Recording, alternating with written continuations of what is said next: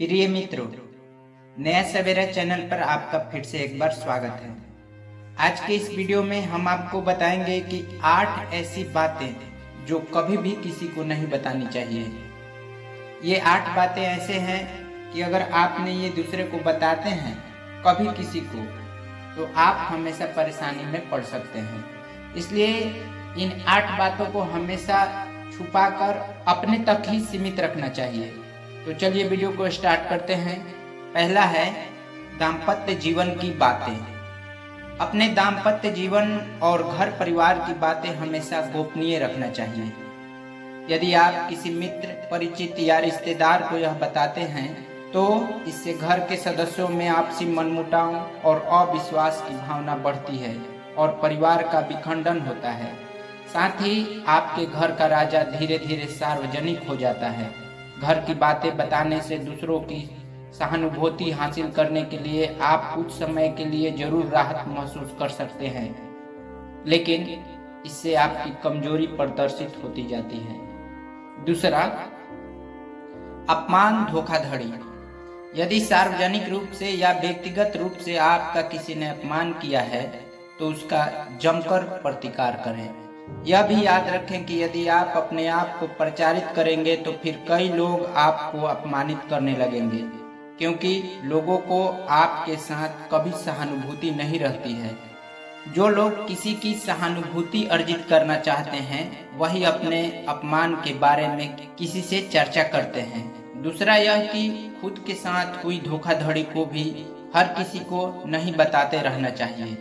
जिसके पास इसका समाधान हो उसे ही बताएं, वरना आप हंसी का पात्र बनेंगे। तीसरा, आर्थिक हालात।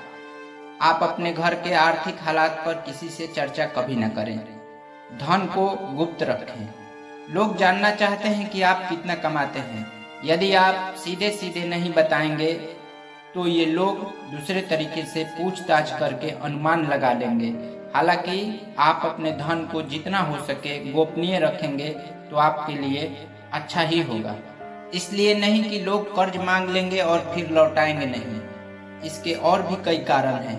धन को अपने मित्र, परिचित या रिश्तेदारों से गोपनीय ही रखने की सलाह दी जा रही है। चौथा, गुरु मंत्र, साधना और तप। यदि आपने किसी योग्य गुरु से दीक्षा ली है तो उसके द्वारा दिया गया गुरु मंत्र गोपनीय रखें। हालांकि गुरु मंत्र कई प्रकार के होते हैं, जैसे किसी ने आपको कुछ ज्ञान दिया या कुछ हुनर सिखाया, वह भी गुरु मंत्र है। इसके अलावा यदि आप किसी भी प्रकार की साधना, तप या ध्यान कर रहे हैं तो उसे भी गोपनीय रखें, अन्यथा वह निसफल हो जाएगी। इस संबंध में गोपनीयता से ही लाभ मिलता है। पांचवा, अपनी अयोग्यता या कमजोरी। हालांकि बहुत सी जगह या मामले में इसे गोपनीय रखना घातक भी सिद्ध हो सकता है, लेकिन बहुत से मामलों में इसे उजागर करने से आपको लोग कमजोर समझकर आपके साथ गलत व्यवहार करने लगेंगे या आपको मानसिक रूप से दबाने लगेंगे। इसलिए इस बारे में आप अच्छे से विचार कर लें कि कब, कहां और कौन सी कमजोरी गोपनीय रखनी है। कमजोरी और अयोग्यता में फर्क करना भी सीखें। छठा, दान पुण्य।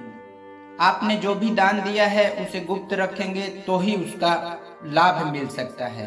गोपनीय दान देवताओं की नजर में रहता है और जिस दान का बखान किया जा रहा है उसका फल निसफल हो जाता है। मंदिर में दान दे, किसी गरीब को भोजन कराएं या किसी भी प्रकार का पुण्य कार्य करें, उनका अपने मुंह से बखान न करें। यदि आपने इसे किसी के समक्ष जाहिर कर दिया तो समझे वह खारिज हो गया। सातवां, मन की बात।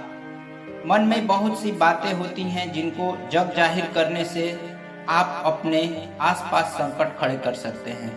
हो सकता है कि आपके मन में किसी बात को लेकर अवसाद हो, क्रोध हो या घृणा हो। मन में हजारों तरह के विचार उत्पन्न होते हैं, लेकिन बुद्धिमान मनुष्य उन्हीं विचारों को व्यक्त करता है जो उनके हित में होते हैं। लेकिन इस तरह की बातों को जग जाहिर करने से आपके संबंध में लोग एक तरह की राय बनाना शुरू कर देंगे और फिर लोग आपकी अच्छी बातों को नहीं सुनेंगे, आपके उस गुस्से या फ्रस्ट्रेशन की ही चर्चा करेंगे। आपके 10 अच्छे कार्य उस एक मन के विकार के सामने कमजोर पड़ जाएगा। और 8वां, दवा। आप यदि किसी प्रकार की दवाई खाते हैं तो उसे गोपनीय रखें। माना जाता है कि दवा का असर भी तब तक रहता है जब तक वह गोपनीय है। हालांकि कुछ लोग इससे इत्तेफाक रख सकते हैं, लेकिन प्राचीन काल में हो सकता है कि यह किसी विशेष रोग या औषधि के लिए कहा गया हो। पहले के लोग कुछ दुर्लभ वनस्पति के जानकार भी होते थे। बहुत से लोग कहते हैं कि यदि दारू भी पीते हैं तो वह तभी तक उचित है जब तक उसकी गोपनीयता भंग न हो। जिस दिन लोगों को उसके बारे में पता चलता है, समझो उसी दिन से आपका पतन भी शुरू हो जाता है। आशा है ये वीडियो आपको जरूर पसंद आएगा।